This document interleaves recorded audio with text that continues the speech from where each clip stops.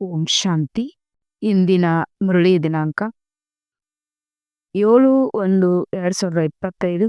ಪ್ರಾತಃ ಮುರಳಿ. ಓಂ ಶಾಂತಿ. ಬಾಪ್ತಾದ ಮಧುಬನ. ಮಧುರ ಮಕ್ಕಳೇ, ನೀವು ತಮ್ಮನ್ನು ಸಂಗಮಯುಗಿ ಬ್ರಾಹ್ಮಣರೆಂದು ತಿಳಿಯಿರಿ.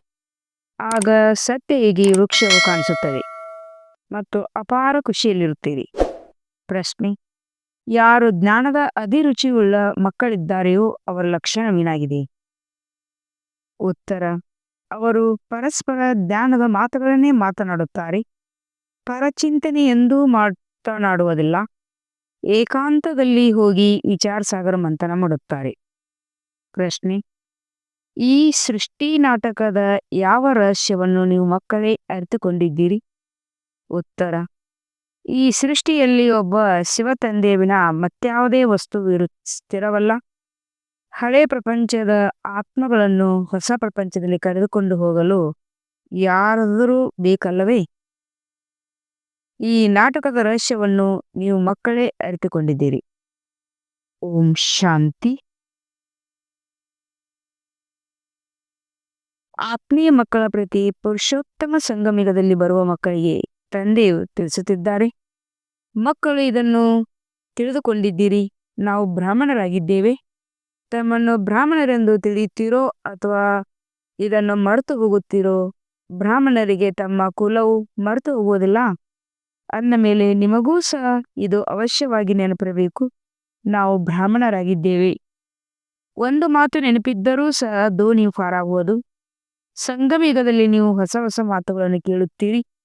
ಅಂದ ಮೇಲೆ ಅದರ ಚಿಂತನೆ ನಡೆಯಬೇಕು. ಇದಕ್ಕೆ ವಿಚಾರ ಸಾಗರ ಮಂಥನವೆಂದು ಹೇಳಲಾಗುವುದು. ನೀವು ರೂಪ ಬಸಂತರಾಗಿದ್ದೀರಿ. ನಿಮ್ಮ ಆತ್ಮದಲ್ಲಿ ಸಂಪೂರ್ಣ ಜ್ಞಾನವನ್ನು ತುಂಬಲಾಗುತ್ತದೆ. ಅಂದ ಮೇಲೆ ರತ್ನಗಳೇ ಹೊರಬರಬೇಕು. ತಮ್ಮನ್ನು ನಾವು ಸಂಗಮಯುಗಿ ಬ್ರಾಹ್ಮಣರೆಂದು ತಿಳಿಯಬೇಕಾಗಿದೆ. ಇದನ್ನು ಸಹ ಯಾರೂ ತಿಳಿದುಕೊಳ್ಳುವುದಿಲ್ಲ. ಒಂದು ವೇಳೆ ತಮ್ಮನ್ನು ಸಂಗಮಯುಗಿ ಬ್ರಾಹ್ಮಣರೆಂದು ತಿಳಿದಿದ್ದೇ ಆದರೆ ಸತ್ಯಯುಗದ ವೃಕ್ಷವು ಸಮೀಪದಲ್ಲಿ ಕಾಣಿಸುತ್ತದೆ ಮತ್ತು ಅಪಾರ ಖುಷಿಯೂ ಇರುತ್ತದೆ. ತಂದೆಯು ಏನೇನು ತಿಳಿಸುವರೋ ಅದನ್ನು ಒಳಗೆ ಮತ್ತೆ ಮತ್ತೆ ಮರಣ ಚಿಂತನೆ ಮಾಡಬೇಕು. ನಾವೀಗ ಸಂಗಮಯುಗದಲ್ಲಿದ್ದೇವೆ. ಇದೂ ಸಹ ನಿಮ್ಮ ವಿನ ಮತ್ತಾರಿಗೂ ತಿಳಿದಿಲ್ಲ. ಸಂಗಮಯುಗದಲ್ಲಿ ಇದ್ದೀರಿ ಅಂದಾಗ ಸಮಯವನ್ನು ತೆಗೆದುಕೊಳ್ಳುತ್ತದೆ. ಇದೊಂದೇ ನರನಿಂದ ನಾರಾಯಣ, ನರಕವಾಸಿಗಳಿಂದ ಸ್ವರ್ಗವಾಸಿಗಳಾಗುವ ಯುದ್ಧವಾಗಿದೆ. ಇದು ನೆನಪಿದ್ದರೂ ಸಹ ಖುಷಿ ಇರುವುದು. ನಾವೇ ಸ್ವರ್ಗವಾಸಿ ದೇವತೆಗಳಾಗಿದ್ದೇವೆ. ಸಂಗಮಯುಗ ವಾಸಿಗಳಾದಾಗಲೇ ಸ್ವರ್ಗವಾಸಿಗಳಾಗುವಿರಿ. ಮೊದಲು ನರಕವಾಸಿಗಳಾಗಿದ್ದೀರಿ. ಸಂಪೂರ್ಣ ಕೆಟ್ಟ ಸ್ಥಿತಿ ಇತ್ತು. ಕೆಟ್ಟ ಕೆಲಸಗಳನ್ನು ಮಾಡುತ್ತಿದ್ದೀರಿ. ಈಗ ಅದನ್ನು ತೆಗೆಯಬೇಕಾಗಿದೆ.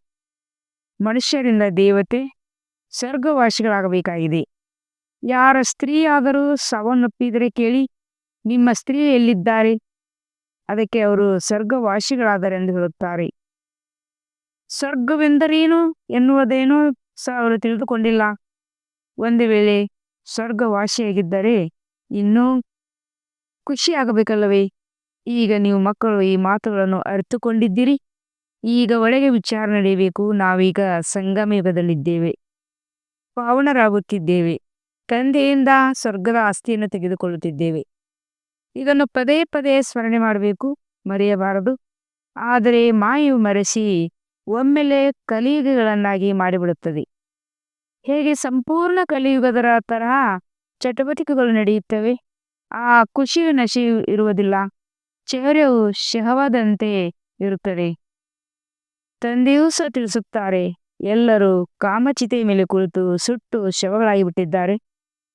ಈಗ ನಾವು ಮನುಷ್ಯರಿಂದ ದೇವತೆಗಳಾಗುತ್ತಿದ್ದೇವೆ ಎಂಬುದನ್ನು ನೀವು ತಿಳಿದುಕೊಂಡಿದ್ದೀರಿ.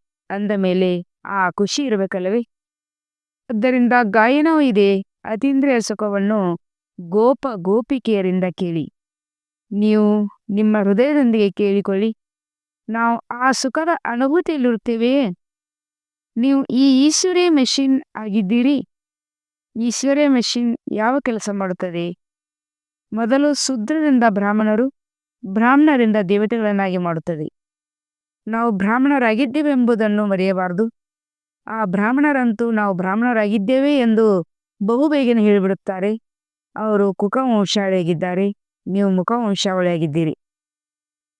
ಅಂದ ಮೇಲೆ ನೀವು ಬ್ರಾಹ್ಮಣರಿಗೆ ಬಹಳ ಖುಷಿ ಇರಬೇಕು. ಬ್ರಹ್ಮಭೋಜನದ ಗಾಯನವಿದೆ. ನೀವು ಯಾರಿಗಾದರೂ ಬ್ರಹ್ಮಭೋಜನವನ್ನು ತಿನ್ನಿಸುತ್ತೀರಿ ಅಂದರೆ ನಾವು ಪವಿತ್ರ ಬ್ರಾಹ್ಮಣ ಕೈಯಿಂದ ತಿನ್ನುತ್ತೇವೆ ಎಂದು ಎಷ್ಟೊಂದು ಖುಷಿ ಪಡುತ್ತಾರೆ. ಮನಸ್ಸ ವಾಚ ಕರ್ಮಣ ಪವಿತ್ರವಾಗಿರಬೇಕು. ಯಾವುದೇ ಅಪವಿತ್ರ ಕರ್ತವ್ಯವನ್ನು ಮಾಡಬಾರದು. ಇದರಲ್ಲಿ ಸಮಯವಂತೂ ಹಿಡಿಸುತ್ತದೆ. ಜಪಿಸುತ್ತಿದ್ದಂತೆಯೇ ಯಾರೂ ಆಗುವುದಿಲ್ಲ. ಬಲೆ ಸೆಕೆಂಡ್ನಲ್ಲಿ ಜೀವನ್ಮುಕ್ತಿ ಎಂದು ಗಾಯನವಿದೆ. ತಂದೆಯ ಮಕ್ಕಳಾದರೆಂದರೆ ಆಸ್ತಿ ಸಿಕ್ಕಿತು. ಒಂದು ಬಾರಿ ಇವರು ಪ್ರಜಾಪಿತ ಬ್ರಹ್ಮನಾಗಿದ್ದಾರೆ ಎಂದು ಅರ್ಥವಾಗಿ ಬಿಡುತ್ತದೆ. ನಿಶ್ಚಯ ಮಾಡಿಕೊಳ್ಳುವುದರಿಂದಲೇ ವಾರಸ್ಥರಾಗಿ ಬಿಡುತ್ತಾರೆ. ಮತ್ತೆ ಒಂದು ವೇಳೆ ಯಾವುದೇ ಅಕರ್ತವ್ಯ ಮಾಡಿದರೆ ಬಹಳ ಶಿಕ್ಷೆಗಳನ್ನು ಅನುಭವಿಸಬೇಕಾಗುತ್ತದೆ. ಹೇಗೆ ಕಾಶಿಯಲ್ಲಿ ಬಲಿಯಾಗುವುದನ್ನು ತಿಳಿಸಿದ್ದೇವೆ. ಶಿಕ್ಷೆಯನ್ನು ಅನುಭವಿಸುವುದರಿಂದ ಲೆಕ್ಕಾಚಾರವು ಸಮಾಪ್ತಿಯಾಗುತ್ತದೆ. ಮುಕ್ತಿಗಾಗಿಯೇ ಬಾವಿಯಲ್ಲಿ ಬೀಳುತ್ತಿದ್ದರು. ಇಲ್ಲಂತೂ ಆ ಮಾತಿಲ್ಲ. ಕೇವಲ ನನ್ನೊಬ್ಬನನ್ನೇ ನೆನಪು ಮಾಡಿ ಎಂದು ಶಿವ ತಂದೆಯು ಮಕ್ಕಳಿಗೆ ಹೇಳುತ್ತಾರೆ. ಇದು ಎಷ್ಟು ಸಹಜವಾಗಿದೆ. ಆದರೂ ಸಹ ಮಾಯೆಯು ಸುಳಿಯು ಬಂದು ಬಿಡುತ್ತದೆ. ಈ ನಿಮ್ಮ ಯುದ್ಧವು ಎಲ್ಲದಕ್ಕಿಂತ ಹೆಚ್ಚಿನ ಸಮಯ ನಡೆಯುತ್ತದೆ. ಬಾಹುಬಲದ ಯುದ್ಧವು ಎಷ್ಟೊಂದು ಸಮಯ ನಡೆಯುವುದಿಲ್ಲ. ನೀವು ಯಾವಾಗಿನಿಂದ ಬಂದಿದ್ದೀರೋ ಅಲ್ಲಿಂದ ಯುದ್ಧವು ಪ್ರಾರಂಭವಾಗಿದೆ. ಹಳಬರೊಂದಿಗೆ ಎಷ್ಟೊಂದು ಯುದ್ಧವು ನಡೆಯುತ್ತದೆ. ಹೊಸಬರು ಬಂದರೂ ಸಹ ಅವರೊಂದಿಗೆ ನಡೆಯುತ್ತದೆ. ಸ್ಥೂಲ ಯುದ್ಧದಲ್ಲಿಯೂ ಸಹ ಮರಣ ಹೊಂದುತ್ತಿರುತ್ತಾರೆ. ಬೇರೆಯವರು ಬಂದು ಸೇರುತ್ತಿರುತ್ತಾರೆ. ಹಾಗೆಯೇ ಇಲ್ಲಿಯೂ ಸಹ ಸಾಯುತ್ತಾರೆ ಮತ್ತು ವೃದ್ಧಿಯನ್ನು ಹೊಂದುತ್ತಾರೆ.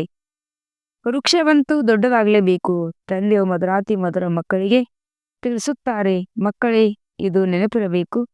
ತಂದೆಯೂ ಆಗಿದ್ದಾರೆ. ಪಾರಲೌಕಿಕ ಶಿಕ್ಷಕನೂ ಆಗಿದ್ದಾರೆ. ಸದ್ಗುರು ಆಗಿದ್ದಾರೆ. ಕೃಷ್ಣನಿಗೆ ತಂದೆ ಶಿಕ್ಷಕ ಸದ್ಗುರು ಎಂದು ಹೇಳೋದಿಲ್ಲ. ನಿಮಗೆ ಎಲ್ಲರ ಕಲ್ಯಾಣ ಮಾಡುವ ಉಮಂಗವಿರಬೇಕು. ಮಹಾರಥಿ ಮಕ್ಕಳು ಸೇವೆಯಲ್ಲಿ ತತ್ಪರರಾಗಿರುತ್ತಾರೆ. ಅವರಿಗಂತೂ ಬಹಳ ಖುಷಿ ಇರುತ್ತದೆ. ಎಲ್ಲಿಂದಲೇ ನಿಮಂತ್ರಣ ಸಿಕ್ಕಿದರೆ ಓಡುತ್ತಿರುತ್ತಾರೆ. ಪ್ರದರ್ಶನಿ ಸರ್ವಿಸ್ ಕಮಿಟಿಯಲ್ಲಿಯೂ ಒಳ್ಳೊಳ್ಳೆಯ ಮಕ್ಕಳು ಆಯ್ಕೆಯಾಗಿರುತ್ತಾರೆ. ಅವರಿಗೆ ಆದೇಶವೂ ಸಿಗುತ್ತದೆ. ಸರ್ವಿಸ್ ಮಾಡುತ್ತಾರೆ. ಇದ್ದರೆ ಇವರು ಈಶ್ವರ್ಯ ಮಿಷನ್ನಿನ ಒಳ್ಳೆಯ ಮಕ್ಕಳಾಗಿದ್ದಾರೆ. ಇವರಂತೂ ಬಹಳ ಒಳ್ಳೆಯ ಸರ್ವಿಸ್ ಮಾಡುತ್ತಾರೆಂದು ತಂದೆಯೂ ಸಹ ಖುಷಿ ಪಡುವರು. ಅಂದಾಗ ತಮ್ಮನ್ನು ತಾವು ಕೇಳಿಕೊಳ್ಳಬೇಕು. ನಾವು ಸರ್ವಿಸ್ ಮಾಡುತ್ತೇವೆಯೋ, ನಾವು ಈಶ್ವರ ಸೇವೆಯಲ್ಲಿದ್ದೇವೆಂದು ಹೇಳುತ್ತೀರಿ. ಅಂದಾಗ ಈಶ್ವರನ ಸೇವೆ ಯಾವುದಾಗಿದೆ? ಕೇವಲ ಎಲ್ಲರಿಗೆ ಇದೇ ಸಂದೇಶವನ್ನು ಕೊಡಿ. ಮನ್ಮನಾಭವ. ಆದಿ ಮಧ್ಯ ಅಂತ್ಯದ ಜ್ಞಾನವಂತೂ ಬುದ್ಧಿಯಲ್ಲಿದೆ. ನಿಮ್ಮ ಹೆಸರೇ ಆಗಿದೆ ಸುದರ್ಶನ ಚಕ್ರಧಾರಿಗಳು. ಅಂದ ಮೇಲೆ ಅದರ ಚಿಂತನೆ ನಡೆಯುತ್ತಿರಬೇಕು. ಸುದರ್ಶನ ಚಕ್ರವು ಎಂದಾದರೂ ನಿಲ್ಲುತ್ತದೆಯೇ? ನೀವು ಚೈತನ್ಯ ಲೈಟ್ ಹೌಸ್ ಆಗಿದ್ದೀರಿ. ನಿಮ್ಮ ಮಹಿಮೆಯೂ ಸಹ ಬಹಳ ಗಾಯನ ಮಾಡಲಾಗುತ್ತದೆ. ದೋಯದ್ದಿನ ತಂದೆಯು ಗಾಯನವನ್ನು ನೀವು ತಿಳಿದುಕೊಂಡಿದ್ದೀರಿ. ಅವರು ಜ್ಞಾನಸಾಗರ ಪತಿತ ಪಾವನರಾಗಿದ್ದಾರೆ. ಗೀತೆಯ ಭಗವಂತನಾಗಿದ್ದಾರೆ. ಅವರೇ ಜ್ಞಾನ ಮತ್ತು ಯೋಗ ಬಲದಿಂದ ಈ ಕಾರ್ಯವನ್ನು ಮಾಡಿಸುತ್ತಾರೆ. ಇದರಲ್ಲಿ ಯೋಗ ಬಲ ಪ್ರಭಾವ ಬಹಳ ಇದೆ. ಭಾರತವು ಪ್ರಾಚೀನ ರಾಜ್ಯಕ್ಕೆ ಹೆಸರುವಾಸಿಯಾಗಿದೆ. ಈಗ ನೀವು ಅದನ್ನು ಕಲಿಯುತ್ತೀರಿ. ಸನ್ಯಾಸಿಗಳಂತೂ ಹಠಯೋಗಿಗಳಾಗಿದ್ದಾರೆ. ಅವರಂತೂ ಪತಿತರನ್ನು ಪಾವನ ಮಾಡಲು ಸಾಧ್ಯವಿಲ್ಲ. ಜ್ಞಾನವು ಒಬ್ಬ ತಂದೆಯ ಬಳಿ ಇದೆ. ಜ್ಞಾನದಿಂದ ನೀವು ಜನ್ಮ ತೆಗೆದುಕೊಳ್ಳುತ್ತೀರಿ. ಗೀತೆಗೆ ತಾಯಿ ಎಂದು ಹೇಳಲಾಗುತ್ತದೆ. ಮಾತಾಪಿತರಲ್ಲವೇ? ನೀವು ಶಿವ ತಂದೆಯ ಮಕ್ಕಳಾಗಿದ್ದೀರಿ. ಅಂದ ಮೇಲೆ ತಾಯಿಯೂ ಬೇಕಲ್ಲವೇ? ಮನುಷ್ಯರು ಬಲೆ ಹಾಡುತ್ತಾರೆ, ಆದರೆ ಏನನ್ನೂ ಅರ್ಥಕೊಂಡಿಲ್ಲ. ತಂದೆಯು ತಿಳಿಸುತ್ತಾರೆ. ಇದರ ಅರ್ಥವು ಎಷ್ಟು ಗುಹ್ಯವಾಗಿದೆ. ಪರಪಿತ ಪರಮಾತ್ಮ ಎಂದು ಹೇಳುತ್ತಾರೆ. ಮತ್ತೆ ಮಾತಾಪಿತ ಎಂದು ಏಕೆ ಹೇಳಲಾಗುತ್ತದೆ? ತಂದೆಯು ತಿಳಿಸುತ್ತಾರೆ. ಭಲೆ ಸರಸ್ವತಿ ಇದ್ದಾರೆ, ಆದರೆ ವಾಸ್ತವದಲ್ಲಿ ಸತ್ಯಚಿತ್ತವಾದ ತಾಯಿ ಬ್ರಹ್ಮಪುತ್ರನಾಗಿದ್ದಾರೆ. ಮೊತ್ತ ಮೊದಲಿಗೆ ಸಾಗರ ಮತ್ತು ಬ್ರಹ್ಮಪುತ್ರನ ಸಂಗಮ ಆಗುತ್ತದೆ. ತಂದೆಯು ಇದರಲ್ಲಿ ಪ್ರವೇಶ ಮಾಡುತ್ತಾರೆ. ಇದು ಎಷ್ಟೊಂದು ಗುಹ್ಯವಾದ ಮಾತುಗಳಾಗಿವೆ. ಚಿಂತನೆ ಮಾಡಲು ಅನೇಕರ ಬುದ್ಧಿಯಲ್ಲಿ ಈ ಮಾತುಗಳೇ ಇಲ್ಲ. ಸಂಪೂರ್ಣ ಮಂದಬುದ್ಧಿಯವರು ಕಡಿಮೆ ದರ್ಜೆಯನ್ನು ಪಡೆದವರಾಗಿದ್ದಾರೆ. ಆದರೂ ಸಹ ಅವರಿಗಾಗಿ ತಂದೆಯು ಮತ್ತೆ ತಿಳಿಸುತ್ತಾರೆ. ಮಕ್ಕಳೇ, ತಮ್ಮನ್ನು ಆತ್ಮ ಎಂದು ತಿಳಿಯಿರಿ. ಇದು ಸಹಜವಲ್ಲವೇ? ನಾವು ಆತ್ಮಗಳ ತಂದೆಯು ಪರಮಾತ್ಮನಾಗಿದ್ದಾರೆ. ಅವರು ನೀವು ಆತ್ಮಗಳಿಗೆ ತಿಳಿಸುತ್ತಾರೆ, ನನ್ನೊಬ್ಬನನ್ನು ನೆನಪು ಮಾಡಿ, ಆಗ ವಿಕರ್ಮಗಳು ನಾಶವಾಗುವುದು. ಇದು ಮುಖ್ಯವಾದ ಮಾತಾಗಿದೆ. ಮಂದ ಬುದ್ಧಿಯವರು ದೊಡ್ಡ ಮಾತುಗಳನ್ನು ತಿಳಿದುಕೊಳ್ಳಲು ಸಾಧ್ಯವಿಲ್ಲ. ಆದ್ದರಿಂದ ಗೀತೆಯಲ್ಲಿಯೂ ಇದೆ, ಮನ್ಮನಾಭವ.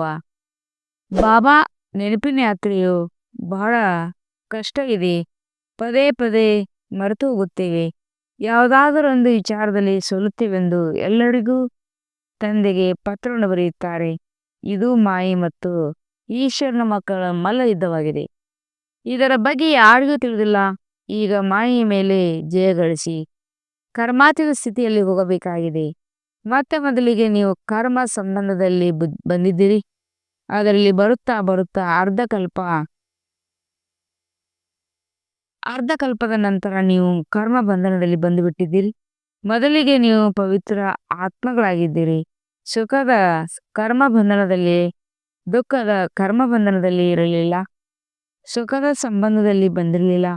ಇದನ್ನೂ ಈ ಸಮಯದಲ್ಲಿ ನೀವು ತಿಳಿದುಕೊಂಡಿದ್ದೀರಿ. ನಾವು ಸಂಬಂಧದಲ್ಲಿದ್ದೆವು, ಈಗ ದುಃಖದಲ್ಲಿದ್ದೇವೆ ಅಂದ ಮೇಲೆ ಮತ್ತೆ ಅವಶ್ಯವಾಗಿ ಸುಖದಲ್ಲಿರುತ್ತೇವೆ. ಹೊಸ ಪ್ರಪಂಚವಿದ್ದಾಗ ಪವಿತ್ರರಾಗಿದ್ದೆವು, ಮಾಲೀಕರಾಗಿದ್ದೆವು. ಈಗ ಹಳೆಯ ಪ್ರಪಂಚದಲ್ಲಿ ಪತಿತರಾಗಿ ಬಿಟ್ಟಿದ್ದೇವೆ. ನಾವೇ ದೇವತೆಗಳಾಗುತ್ತೇವೆ ಎಂಬುದನ್ನು ನೆನಪು ಮಾಡಬೇಕಲ್ಲವೇ? ತಂದೆಯು ತಿಳಿಸುತ್ತಾರೆ, ನನ್ನನ್ನು ನೆನಪು ಮಾಡಿದರೆ ನಿಮ್ಮ ಪಾಪಗಳು ಕಳೆಯುತ್ತವೆ. ನೀವು ನನ್ನ ಮನೆಗೆ ಬಂದು ಬಿಡುತ್ತೀರಿ. ಶಾಂತಿಧಾಮದ ಮೂಲಕ ಸುಖಧಾಮದಲ್ಲಿ ಬಂದು ಬಿಡುತ್ತೀರಿ. ಮೊಟ್ಟ ಮೊದಲಿಗೆ ಮನೆಗೆ ಹೋಗಬೇಕಾಗಿದೆ. ಆದ್ದರಿಂದ ತಂದೆಯು ತಿಳಿಸುತ್ತಾರೆ, ನನ್ನನ್ನು ನೆನಪು ಮಾಡಿದ್ದೇ ಆದರೆ ಪವಿತ್ರ ಆಗುತ್ತೀರಿ. ಪತಿತ ಪಾವನ ನಾನು ನಿಮ್ಮನ್ನು ಮನೆಗೆ ಕರೆಯಲು, ಪವಿತ್ರನಾಗಿ ಮಾಡಲು ಬಂದಿದ್ದೇನೆ. ಹೀಗೆ ತಮ್ಮೊಂದಿಗೆ ತಾವು ಮಾತನಾಡಿಕೊಳ್ಳಬೇಕಾಗಿದೆ. ಅವಶ್ಯವಾಗಿ ಈ ಚಿತ್ರವು ಪೂರ್ಣವಾಗುತ್ತಿದೆ. ನಾವು ಎಷ್ಟು ಜನ್ಮಗಳನ್ನು ತೆಗೆದುಕೊಂಡಿದ್ದೇವೆ. ಈಗ ತಂದೆಯು ಪತಿತರಿಂದ ಪಾವನರನ್ನಾಗಿ ಮಾಡಲು ಬಂದಿದ್ದಾರೆ. ಆದ್ದರಿಂದಲೇ ಯೋಗ ಬಲದಿಂದಲೇ ಪಾವನರಾಗುತ್ತೀರಿ. ಈ ಯೋಗ ಬಲವು ಪ್ರಸಿದ್ಧವಾಗಿದೆ. ಯಾವುದನ್ನು ತಂದೆಯು ಕಲಿಸಿಕೊಡುತ್ತಾರೆ, ಇದರಲ್ಲೇ ಶರೀರದಿಂದ ಏನು ಮಾಡಲು ಅವಶ್ಯಕತೆ ಇಲ್ಲ ಅಂದಾಗ ಇಡೀ ದಿನ ಈ ಮಾತುಗಳ ಮಂಥನವು ನಡೆಯುತ್ತಿರಬೇಕು. ಎಲ್ಲಿಯಾದರೂ ಏಕಾಂತದಲ್ಲಿ ಕುಳಿತುಕೊಳ್ಳುತ್ತಾ ಅಥವಾ ಎಲ್ಲಿಗೆ ಹೋಗಿ ಬುದ್ಧಿಯಲ್ಲಿ ಇದೇ ಚಿಂತನೆ ನಡೆಯುತ್ತಿರಲಿ. ಏಕಾಂತವು ಬಹಳಷ್ಟಿದೆ. ಮಾಳಿಗೆಯ ಮೇಲಂತೂ ಹೆದರುವ ಮಾತಿಲ್ಲ. ಮೊದಲು ನೀವು ಮುಂಜಾನೆಯಲ್ಲಿ ಮುಳ್ಳಿಕೆ ಇದೆ, ನಂತರ ಬೆಟ್ಟಗಳ ಮೇಲೆ ಹೋಗುತ್ತಿದ್ದೀರಿ. ಏನು ಕೇಳಿದರೂ ಅದರ ಚಿಂತನೆ ಮಾಡಲು ಬೆಟ್ಟಗಳ ಮೇಲೆ ಹೋಗಿ ಕುಳಿತುಕೊಳ್ಳುತ್ತೀರಿ. ಯಾರಿಗೆ ಜ್ಞಾನದ ಅಭಿರುಚಿ ಇದೆಯೋ ಅವರು ಪರಸ್ಪರ ಜ್ಞಾನದ ಮಾತುಗಳನ್ನೇ ಮಾತನಾಡುತ್ತಾರೆ. ಜ್ಞಾನವಿಲ್ಲವೆಂದರೆ ಪರಚಿಂತನೆ ಮಾಡುತ್ತಿರುತ್ತಾರೆ. ಪ್ರದರ್ಶನಿಯಲ್ಲಿ ನೀವು ಎಷ್ಟೊಂದು ಮಾತುಗಳನ್ನು ತಿಳಿಸುತ್ತೀರಿ. ಮತ್ತು ನಿಮಗೆ ತಿಳಿದಿದೆ, ನಮ್ಮ ಜ್ಞಾನವು ಬಹಳ ಸುಖವನ್ನು ನೀಡುವಂಥದ್ದಾಗಿದೆ. ಅನ್ಯ ಧರ್ಮದವರಿಗೆ ಕೇವಲ ಇಷ್ಟನ್ನೇ ತಿಳಿಸಬೇಕು. ತಂದೆಯನ್ನು ನೆನಪು ಮಾಡಿ, ಇವರು ಮುಸಲ್ಮಾನರಾಗಿದ್ದಾರೆ, ನಾನು ಇಂಥವನಾಗಿದ್ದೇನೆ ಎಂದು ತಿಳಿಯಬಾರದು. ಆತ್ಮವನ್ನು ನೋಡಬೇಕು ಮತ್ತು ಆತ್ಮಕ್ಕೆ ತಿಳಿಸಬೇಕು. ಪ್ರದರ್ಶನಿಯಲ್ಲಿ ತಿಳಿಸಿಕೊಡುವಾಗಲೂ ಈ ಅಭ್ಯಾಸ ಮಾಡಿ. ನಾನಾತ್ಮ ನನ್ನ ಸಹೋದರನಿಗೆ ತಿಳಿಸುತ್ತೇನೆ. ಈಗ ನಮಗೆ ತಂದೆಯಿಂದ ಆಸ್ತಿ ಸಿಗುತ್ತದೆ. ತನ್ನನ್ನು ಆತ್ಮನೆಂದು ತಿಳಿದು ಸಹೋದರನಿಗೆ ಜ್ಞಾನ ಕೊಡುತ್ತೇನೆ. ಈಗ ತಂದೆಯ ಬಳಿ ನಡೆಯಿರಿ. ಬಹಳ ಸಮಯದಿಂದ ಅಗಲಿದ್ದೀರಿ. ಅದು ಶಾಂತಿಧಾಮವಾಗಿದೆ. ಆದರೆ ಇದು ಎಷ್ಟೊಂದು ಅಶಾಂತಿ, ದುಃಖವಿದೆ. ತಂದೆಯು ತಿಳಿಸುತ್ತಾರೆ, ತಮ್ಮನ್ನು ಆತ್ಮ ಎಂದು ತಿಳಿದು ಹವ್ಯಾಸವನ್ನಿಟ್ಟುಕೊಳ್ಳಿ. ಇದರಿಂದ ನಾಮರೂಪ ಎಲ್ಲವೂ ಮರೆತು ಹೋಗಲಿ. ಇಂಥವರು ಮುಸಲ್ಮಾನರಾಗಿದ್ದಾರೆ ಏಕೆ ತಿಳಿಯುತ್ತೀರಿ? ಆತ್ಮ ಎಂದು ತಿಳಿಸಿಕೊಡಿ. ಆತ್ಮ ಒಳ್ಳೆಯದವರಾಗಿದ್ದಾರೆ ಅಥವಾ ಕೆಟ್ಟದ್ದವರಾಗಿದ್ದಾರೆ ಎಂದು ಅರಿತುಕೊಳ್ಳಬಹುದು. ಕೆಟ್ಟವರಿಂದ ದೂರ ಓಡಬೇಕೆಂದು ಆತ್ಮಕ್ಕೆ ಹೇಳಲಾಗುತ್ತದೆ.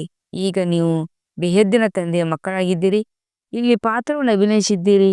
ಈಗ ಮತ್ತೆ ಹಿಂತಿರುಗಿ ಹೋಗಬೇಕಾಗಿದೆ, ಪಾವನರಾಗಬೇಕಾಗಿದೆ. ತಂದೆಯನ್ನು ಅವಶ್ಯವಾಗಿ ನೆನಪು ಮಾಡಬೇಕಾಗಿದೆ. ಪಾವನರಾದಾಗಲೇ ಪಾವನ ಪ್ರಪಂಚದ ಮಾಲೀಕರಾಗುವಿರಿ. ನಾಲಿಗೆಯಿಂದ ಪ್ರತಿಜ್ಞೆ ಮಾಡಲಾಗುತ್ತದೆ. ತಂದೆಯೂ ಸಹ ಪ್ರತಿಜ್ಞೆ ಮಾಡಿ ಎಂದು ಹೇಳುತ್ತಾರೆ. ತಂದೆಯು ಯುಕ್ತಿಯನ್ನು ತಿಳಿಸುತ್ತಾರೆ. ನೀವು ಆತ್ಮಗಳು ಪರಸ್ಪರ ಸಹೋದರ ಆಗಿದ್ದೀರಿ. ಮತ್ತೆ ಈ ಶರೀರದಲ್ಲಿ ಬಂದಾಗ ಸಹೋದರ ಆಗುತ್ತೀರಿ. ಸಹೋದರ ಸಹೋದರಿಯರೆಂದೂ ವಿಕಾರದಲ್ಲಿ ಹೋಗಲು ಸಾಧ್ಯವಿಲ್ಲ. ಪವಿತ್ರರಾಗಿ ತಂದೆಯನ್ನು ನೆನಪು ಮಾಡುವುದರಿಂದ ನೀವು ವಿಶ್ವದ ಮಾಲೀಕರಾಗಿ ಬಿಡುತ್ತೀರಿ. ಮಾಯಿಂದ ಸೋತು ಹೋಗಿ ಮತ್ತೆ ಎದ್ದು ನಿಂತುಕೊಳ್ಳಿ ಎಂದು ತಿಳಿಸಲಾಗುತ್ತದೆ. ಎಷ್ಟು ನಿಲ್ಲುತ್ತಾರೆಯೋ ಅಷ್ಟು ಪ್ರಾಪ್ತಿಯಾಗುತ್ತದೆ. ನಷ್ಟ ಮತ್ತು ಸಂಪಾದನೆಯಂತೂ ಇರುತ್ತದೆ ಅಲ್ಲವೇ? ಅರ್ಧಕಲ್ಪ ಸಂಪಾದನೆ, ನಂತರ ರಾವಣ ರಾಜ್ಯದಲ್ಲಿ ನಷ್ಟವಾಗಿ ಬಿಡುತ್ತದೆ. ಲೆಕ್ಕವಿದೆಯಲ್ಲವೇ? ಗೆಲುವು ಸಂಪಾದನೆ, ಸೋಲು ನಷ್ಟವಾಗಿದೆ. ಆದ್ದರಿಂದ ತಮ್ಮನ್ನು ತಾವು ಪೂರ್ಣ ಪರಿಶೀಲನೆ ಮಾಡಿಕೊಳ್ಳಬೇಕು. ತಂದೆಯನ್ನು ನೆನಪು ಮಾಡುವುದರಿಂದ ಮಕ್ಕಳಿಗೆ ಖುಷಿ ಇರುವುದು. ಅವರಂತೂ ಕೇವಲ ಗಾಯನ ಮಾಡಲಾಗಿದೆ, ಏನೇನೋ ಅರ್ಥಕೊಂಡಿಲ್ಲ. ಎಲ್ಲರೂ ಬುದ್ಧಿಹೀನತೆಯಿಂದ ಹಾಡುತ್ತಾರೆ. ನೀವಂತೂ ಪೂಜೆ ಇತ್ಯಾದಿಯನ್ನಂತೂ ಮಾಡುವುದಿಲ್ಲ, ಆದರೆ ಗಾಯನವಂತೂ ಮಾಡುತ್ತಿರಲ್ವೇ? ಅವೇ ವಿಚಾರಿ ಎಂದು ಒಬ್ಬ ತಂದೆಯ ಗಾಯನವಿದೆ. ತಂದೆಯು ಬಂದು ನೀವು ಮಕ್ಕಳಿಗೆ ತಾವೇ ಓದಿಸುತ್ತಾರೆ. ನೀವು ಯಾವುದೇ ಪ್ರಶ್ನೆಗಳನ್ನು ಕೇಳುವ ಅವಶ್ಯಕತೆ ಇಲ್ಲ. ಚಕ್ರವು ಸ್ಮೃತಿಯಲ್ಲಿರಬೇಕು. ನಾವು ಮಾಯಿ ಮೇಲೆ ಹೇಗೆ ಜಯಗಳಿಸುತ್ತೇವೆ ಮತ್ತು ಹೇಗೆ ಸೋಲುತ್ತೇವೆ ಎಂದು ತಿಳಿದುಕೊಳ್ಳಬೇಕು. ತಂದೆಯು ತಿಳಿಸುತ್ತಾರೆ, ಸೋಲನ್ನು ಅನುಭವಿಸುವುದರಿಂದ 100ರಷ್ಟು ಶಿಕ್ಷೆಯಾಗುತ್ತದೆ. ಸದ್ಗುರುವಿನ ನಿಂದನೆ ಮಾಡಿಸಬೇಡಿ, ಇಲ್ಲವೆಂದರೆ ನೀವು ಪದವಿಯನ್ನು ಪಡೆಯುವುದಿಲ್ಲ. ಇದು ಸತ್ಯನಾರಾಯಣ ಕಥೆಯಾಗಿದೆ. ಇದನ್ನು ಯಾರೂ ಅರ್ಥಕೊಂಡಿಲ್ಲ. ಗೀತೆಯೇ ಬೇರೆ, ಸತ್ಯನಾರಾಯಣ ಕಥೆಯನ್ನೇ ಬೇರೆ ಮಾಡಿಬಿಟ್ಟಿದ್ದಾರೆ. ಇದು ನರನಿಂದ ನಾರಾಯಣನಾಗಿ ಮಾಡುವ ಗೀತೆಯಾಗಿದೆ. ತಂದೆ ತಿಳಿಸುತ್ತಾರೆ, ನಾನು ನಿಮಗೆ ನರನಿಂದ ನಾರಾಯಣನಾಗಿ ಮಾಡುವ ವಿದ್ಯೆಯನ್ನು ತಿಳಿಸುತ್ತೇನೆ. ಇದಕ್ಕೆ ಗೀತೆ ಎಂದು ಹೇಳುತ್ತಾರೆ, ಅಮರನಾಥನ ಕಥೆ ಎಂದು ಹೇಳುತ್ತಾರೆ. 3ನೇ ನೇತ್ರವನ್ನು ತಂದೆಯೇ ಕೊಡುತ್ತಾರೆ. ಇದನ್ನೂ ಸಹ ತಿಳಿದುಕೊಂಡಿದ್ದೀರಿ. ನಾವು ದೇವತೆಗಳಾಗುತ್ತಿದ್ದೇವೆ ಅಂದ ಮೇಲೆ ಅವಶ್ಯವಾಗಿ ಒಳ್ಳೆಯ ಗುಣಗಳಿರಬೇಕು. ಈ ಸೃಷ್ಟಿಯಲ್ಲಿ ಯಾವುದೇ ವಸ್ತು ಶಾಶ್ವತವಿಲ್ಲ. ಒಬ್ಬ ಶಿವತಂದೆಯೇ ಶಾಶ್ವತವಾಗಿದ್ದಾರೆ. ಉಳಿದರೆಲ್ಲರೂ ಕೆಳಗೆ ಬರಲೇಬೇಕಾಗಿದೆ. ಆದರೆ ತಂದೆಯೂ ಸಹ ಸಂಗಮಯುಗದಲ್ಲೇ ಬರುತ್ತಾರೆ. ಎಲ್ಲರನ್ನೂ ಹಿಂತಿರುಗಿ ಕರೆದುಕೊಂಡು ಹೋಗುತ್ತಾರೆ. ಹಳೆಯ ಪ್ರಪಂಚದ ಆತ್ಮಗಳನ್ನು ಹೊಸ ಪ್ರಪಂಚದಲ್ಲಿ ಕರೆದುಕೊಂಡು ಹೋಗಲು ಯಾರಲ್ಲಾದರೂ ಬೇಕಲ್ಲವೇ? ಅಂದಾಗ ನಾಟಕದಲ್ಲಿ ಇದೆಲ್ಲ ರಹಸ್ಯವಿದೆ. ತಂದೆಯು ಬಂದು ಪವಿತ್ರನಾಗಿ ಮಾಡುತ್ತಾರೆ. ಯಾವುದೇ ದೇಹಧಾರಿಗಳಿಗೆ ಭಗವಂತನೆಂದು ಕರೆಯಲು ಸಾಧ್ಯವಿಲ್ಲ. ಈ ಸಮಯದಲ್ಲಿ ತಂದೆಯು ತಿಳಿಸುತ್ತಾರೆ, ಆತ್ಮಗಳ ರೆಕ್ಕೆಗಳು ತುಂಡಾಗಿವೆ, ಆದ್ದರಿಂದ ಹಾರಲು ಆಗುತ್ತಿಲ್ಲ.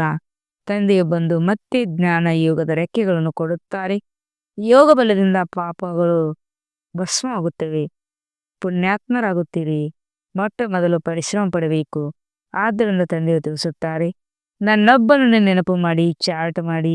ಯಾರ ಚಾರ್ಟ್ ಚೆನ್ನಾಗಿರುವುದು ಅವರು ಬರೆಯುತ್ತಾರೆ ಮತ್ತು ಅವರಿಗೆ ಖುಷಿ ಇರುವುದು. ಈಗ ಎಲ್ಲರೂ ಪರಿಶ್ರಮ ಪಡುತ್ತಾರೆ. ಚಾರ್ಟನ್ನು ಬರೆಯುವುದಿಲ್ಲವೆಂದರೆ ಯೋಗದ ಹರಿತವು ತುಂಬುವುದಿಲ್ಲ. ಚಾರ್ಟ್ ಬರೆಯುವುದರಲ್ಲಿ ಬಹಳಷ್ಟು ಲಾಭವಿದೆ. ಚಾರ್ಟನ್ನ ಜೊತೆಗೆ ಒಳ್ಳೆಯ ಜ್ಞಾನ ಅಂಶಗಳು ಬೆಳಿಬೇಕು. ಚಾರ್ಟ್ನಲ್ಲಿ ಇವೆರಡನ್ನೂ ಬರೆಯಿರಿ. ಎಷ್ಟು ಸರ್ವೀಸ್ ಮಾಡಿದೆವು ಮತ್ತು ಎಷ್ಟು ನೆನಪು ಮಾಡಿದೆವು. ಪುರುಷಾರ್ಥ ಈ ರೀತಿ ಮಾಡಬೇಕು. ಅಂತಿಮದಲ್ಲಿ ಯಾವುದೇ ವಸ್ತು ನೆನಪಿಗೆ ಬರಬಾರದು.